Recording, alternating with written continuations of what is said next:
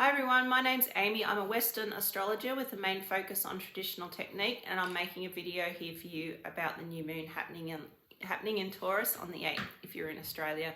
This is one of the better new moons of the year, and one of the reasons why I think that, well, there's a few actually, is because first of all, when we have a new moon, the sun and the moon come together in the same part of the sky, and this is happening in Taurus, and therefore it's the start of a new cycle, and therefore new starts and fresh opportunities are offered. And the moon, when she's in Taurus, does really well. She's held up high, she's got the resources she needs to be calm, nurturing and stable. Also, another planet that's really important to look at when we're looking at a new moon is the ruler of the new moon, which will be Venus. Venus rules Taurus. And when Venus is in Taurus, she's got the resources she needs to offer a lot of support to really push this new moon along to give us some really good things. The new moon will also be widely conjunct Uranus and Jupiter, offering a surprise element and growth. And also the new moon will be receiving a supportive sextile from Saturn in Pisces, which will help us give us a little bit of structure and maybe a little bit of an intuitive flair about how to structure our way forward better. The only thing I'm probably a little bit concerned about is Venus is technically under the beams, but when a planet's under the beams, it means they're in close proximity to the sun, so the sun burns the crap out of it and you'll get a crusty Venus.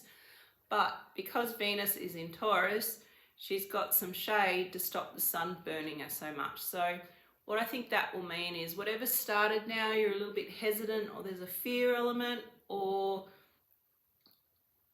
if you're doing something where you're going to be visible, you want to run and hide because your confidence isn't up to scratch.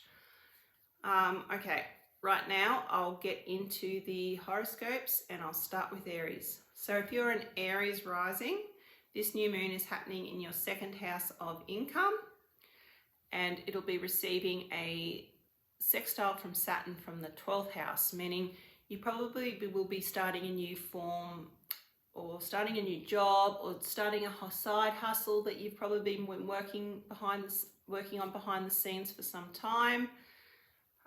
It can also mean that you're receiving financial support from someone you didn't expect as well.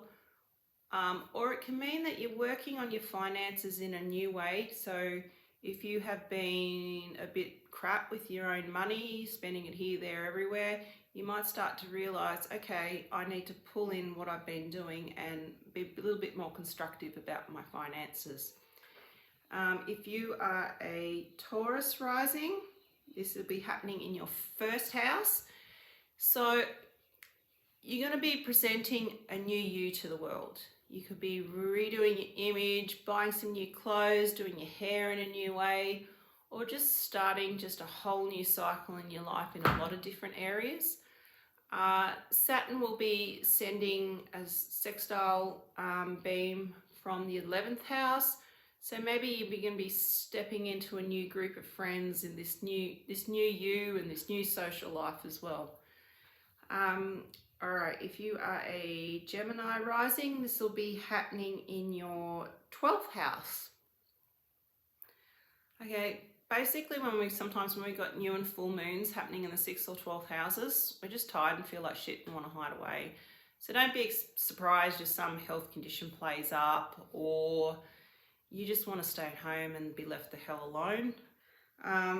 One thing though is Saturn's sextile that's sending this new moon is coming from your 10th house. So you might start working on some career projects that are behind the scenes or that aren't really visible to everyone around you at the moment. Okay, so also we'll go on to Cancer. If you are a Cancer rising, this new moon is happening in your 11th house. And I think when new moons happen in our 11th house, we can be starting some new friendship groups, building some new friendships, or our social life is just a little bit busier than normal. One thing I think some of you that are Cancer risings will be doing is maybe potentially organising a trip away with some friends, or starting a new social group that has a spiritual or philosophical element to it. Okay, right, moving to Leo rising. Okay, if you're a Leo rising, this new moon is happening in your 10th house of career. So there can be new job opportunities come in, a chance to step up into a leadership position. You could get a promotion. Also, there could be some financial, if you're starting a new career or a new job, you might be receiving some financial help from someone else to make it happen as well. Okay, if you are a Virgo rising, this new moon is happening in your 9th house. So you could be starting a new course, you could be going to a new place of faith. For example, if you've been going to the same church, synagogue, spiritual meeting or whatever, and for a while you might decide that you need to have a new group to share your spiritual ideas with. It can also be a time where you just start reading this new self-help book that you really find amazing and really improves your life as well. If you are a Libra rising, this new moon is happening in your 8th house. So if you're a Libra rising with the 8th house, you could be starting loan applications, getting a student loan, mortgage, and because it's a really good new moon, I think this whatever loan you apply for now will really help your life. You can also, the 8th house has this sort of bit of a psychological aspect to it, so some of you might find a female therapist that really suits your needs at the moment and really gives you the tools you need to help yourself. If you are a, Scorpio rising, this new moon is happening in your 7th house. So if you're single, you could meet someone new. If you're in a relationship, you can begin the next stages of that relationship. It could also be a time where you just change how you interact with people on a one-on-one basis. You've maybe learned some social skills and you're going to apply that with how you interact with people moving forward. If you are a Sagittarius rising, this new moon is happening in your 6th house. So you could just be starting a new day job, starting a new health regime that really benefits your health. Also, the 6th house is associated with pets, so you could be getting a new cat or a dog or something like that, whatever you consider as a pretty cool pet. Okay, if you are a Capricorn rising, this new moon is happening in your 5th house. So you could be starting a new romance, starting a new creative hobby that really fills you full of joy. It can also mean that there's a really positive new start in the lives of one of your kids. You can find out you're pregnant as well. Okay, if you are a Aquarius rising, this new moon is happening in your 4th house.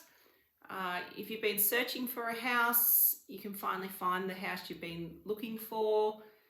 A new cycle can start with your family life as well, or your parents, or you can be, it's probably actually a really good use of this energy would be to put some effort into figuring out how to redecorate your home, because you probably get some good results. Okay, so if you are a Pisces rising, this new moon is happening in your 3rd house.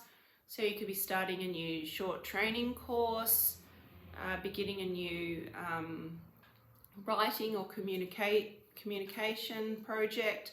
Also a new life chapter in one of your siblings can begin.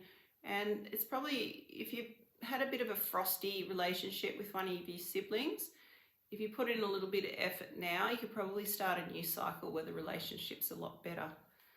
All right, well, thanks for listening. And I really hope this new moon benefits everyone, because after April, I think we really need this. All right, thanks.